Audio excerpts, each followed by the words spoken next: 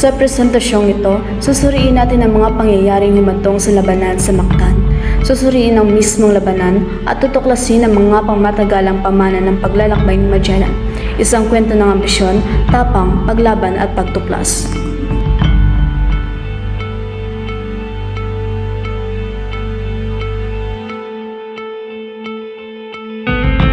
Ang labanan sa Mactan ay may mahalagang lugar sa kasaysayan bilang sandali kung kailan matapos sa trahedya ang buhay ng Portuges na manlalakbay na si Ferdinand Magellan.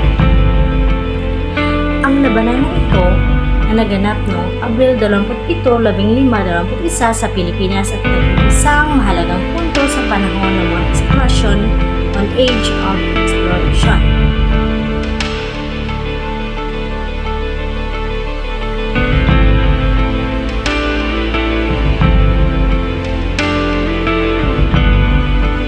Pinamunuan ni Ferdinand Magellan ang 5 barko sa ilalim ng pangalan ng Espanya at matagumpay na narating ang Pilipinas matapos harapin ang matinding pagsubok sa paglalakbay.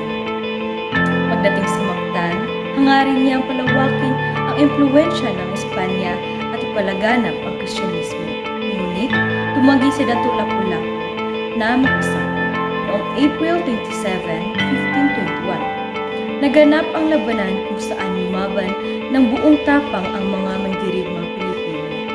Nagtanggol ang kanilang kain laban sa mga Espanyol.